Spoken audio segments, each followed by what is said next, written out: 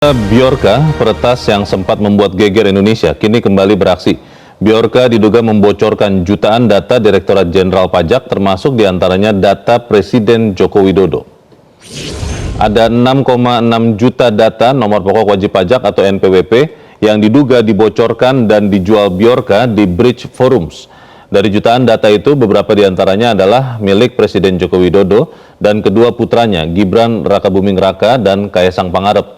Dalam screenshot di Bridge Forums, jutaan data dibanderol dengan harga $10.000 atau sekitar 153,1 miliar rupiah.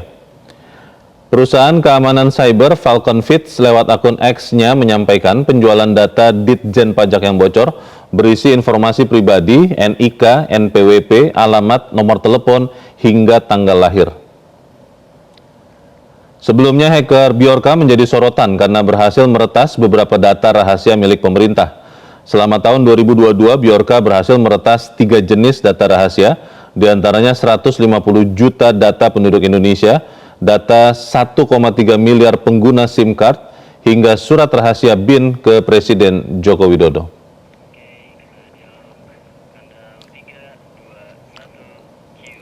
Ya pemirsa, lagi dan lagi hacker atau peretas Bjorka beraksi. Kali ini 6 juta lebih data NPWP termasuk data Presiden Joko Widodo bocor dan diperjualbelikan. Mengapa kasus kebocoran data ini terus berulang? Untuk membahasnya kita bergabung bersama pakar keamanan cyber Pratama Persada. Mas Pratama, selamat sore. Selamat sore, Mas. Ya Mas Pratama, ini kembali Bjorka yang kita sampai sekarang belum tahu siapa sebetulnya, benar-benar ada atau tidak membocorkan data. Pertanyaan pertama saya, Mas, apakah memang sampel data yang diberikan oleh Bjorka ini valid, memang benar itu NPWP dan nama orangnya?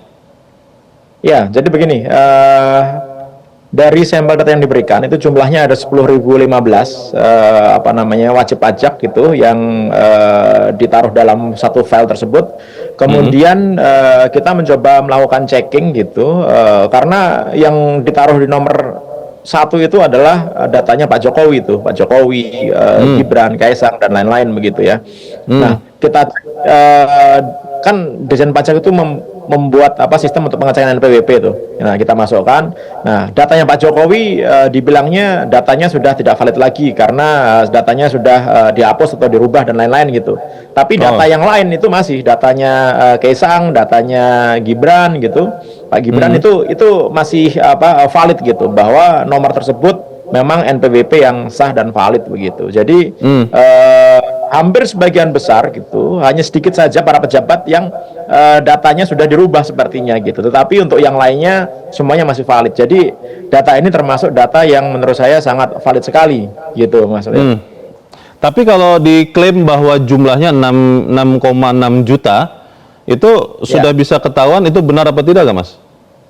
Iya, gini, kalau hacker itu ketika dia jualan data, dia kan harus ngasih sampelnya kan gitu. Jadi ketika dia ngasih sampelnya, kemudian sampelnya dikasihkan sebagian, dalam hal ini dikasih 10.000 lebih dikit gitu, 10.015 gitu, untuk calon pembelinya itu ngecek datanya itu valid atau enggak gitu. Nah, apakah si hackernya ini punya data 6,6 juta? Kalau menurut saya pasti punya lah gitu.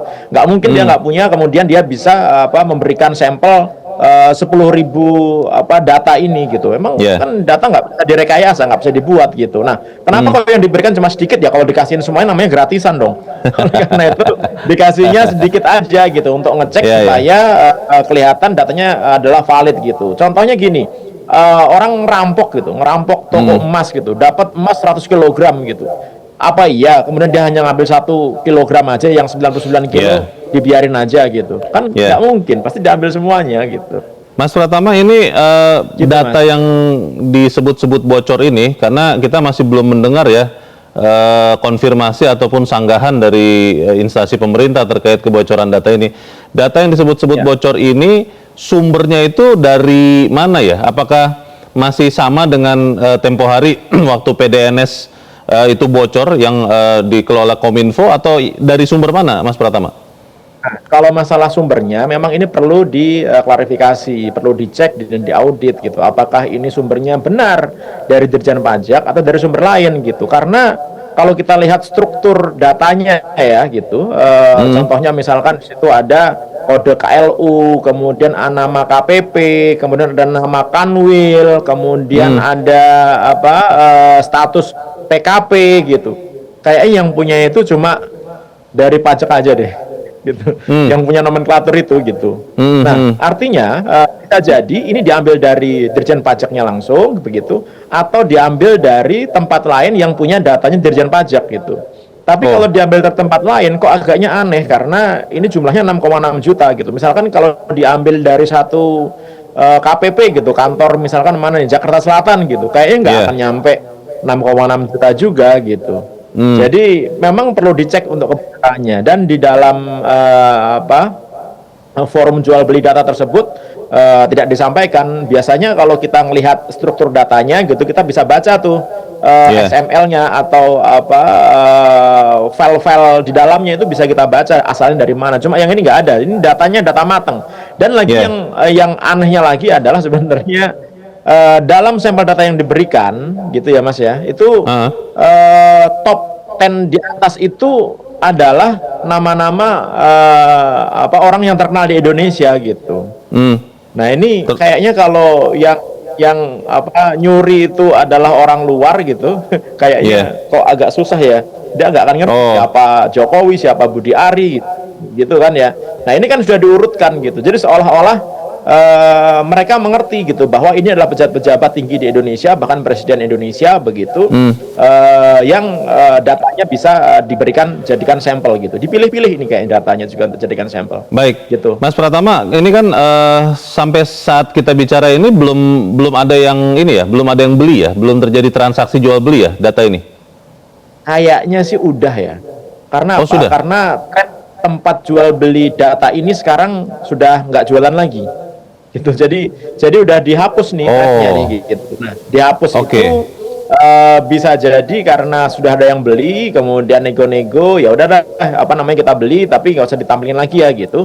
Atau memang ada cara yang bisa digunakan untuk menekan si penjualnya ini, si Bjorka ini gitu. Walaupun Bjorkanya juga saya belum yakin bahwa ini Bjorka yang dulu melakukan peretasan di Indonesia gitu. Karena ID-nya ini masih baru, kemudian dia ngasih grup telegramnya juga baru gitu, beda dengan yang pertama gitu. Nah oleh karena itu memang harus dicek bener nih, kan dulu sebenarnya kita punya satgas ya, satgas kebocoran data tuh dulu tuh, gabungan antara Menko Polhukam, Kominfo, Cybercrime Mabes Polri, BSSN dan lain-lain begitu. Menurut saya ini tamparan sih gitu. Mas Pratama, bagaimana gitu. Saya awam terkait dengan data, termasuk dengan kalau sampai ada kebocoran data dan memperjualbelikannya. Tapi kalau kita lihat dari yang beredar, kan itu dijual dengan harga $10.000 ya. Kalau kita pakai kurs $1 Amerika itu Rp15.000, itu sekitar 150-an juta. 1 miliar pun tidak sampai. Ini kok agak aneh ya, kalau saya berpikir data NPWP, data rahasia, lengkap dengan NPWP, NIK yang valid, bahkan orang-orang penting itu bisa bocor, masa hanya dijual 150 juta sih, Mas Pratama?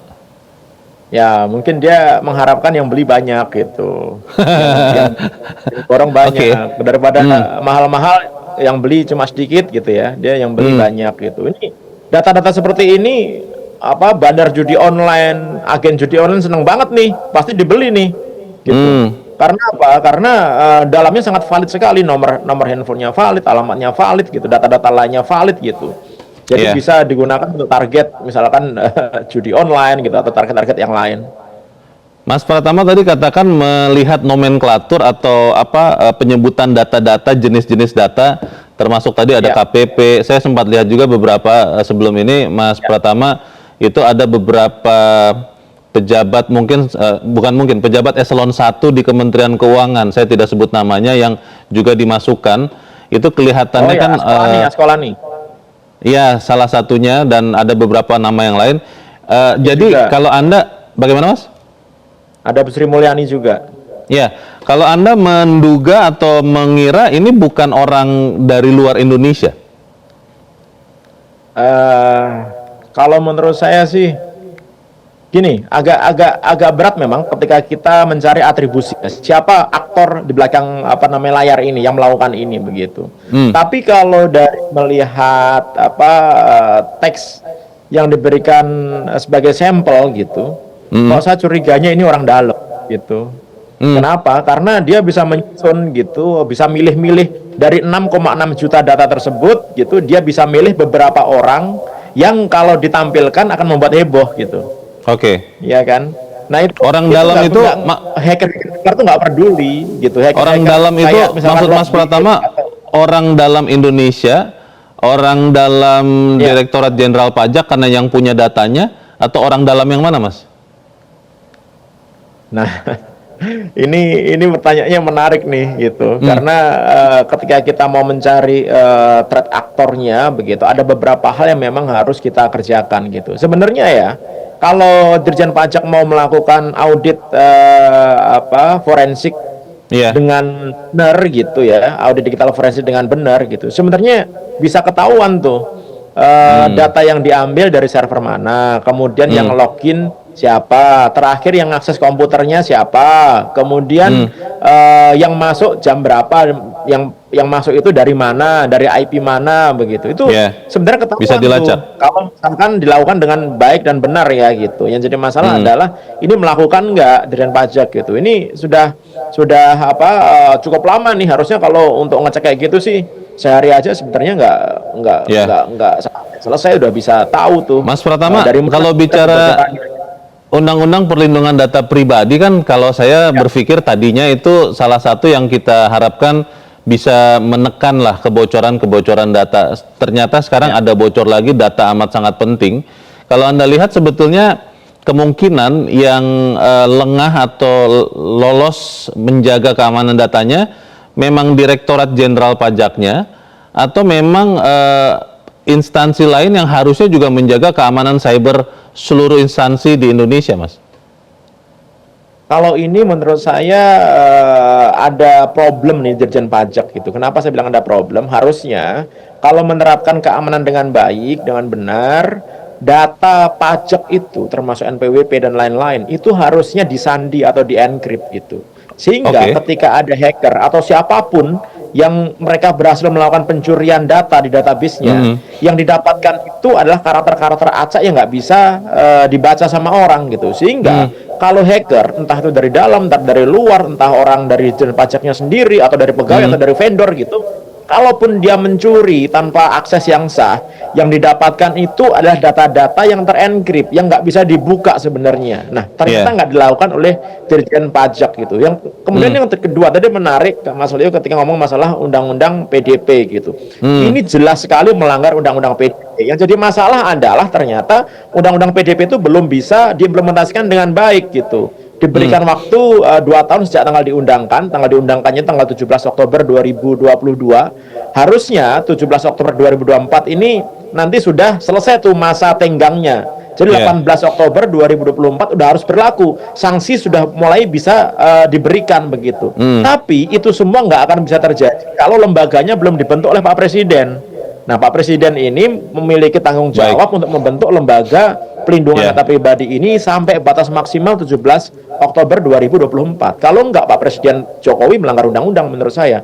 Karena itu diamanatkan dengan jelas di Undang-Undang Nomor 27 Tahun 2022 bahwa pembentukan lembaga ini adalah tanggung jawab Presiden.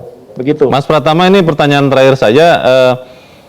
Siapa yang harus menjawab kemungkinan kebocoran data pajak ini? Apakah DJP-nya cukup, Direktorat Jenderal Pajak cukup, atau Kominfo harus memastikan keamanan keseluruhan data, atau siapa, Mas? Ya, yang memiliki kewajiban adalah pengendali data pribadi, Mas Leo. Siapa pengendali data pribadinya? Pengendali data pribadinya adalah Dirjen Pajak. Pemproses data pribadinya adalah Dirjen Pajak gitu.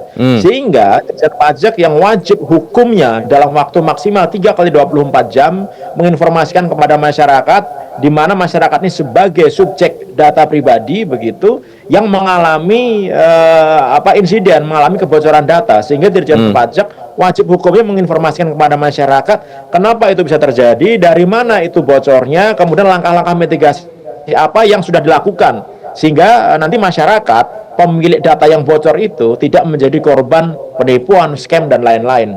Begitu. Jadi Baik. dalam hal ini penanggung jawab utamanya adalah Ditjen Pajak. Kominfo, BSSN dan lain-lain itu hanya membantu saja gitu. Termasuk juga nanti ada Baris Krim Polri membantu saja. Tapi tanggung jawab utamanya adalah Ditjen Pajak sendiri.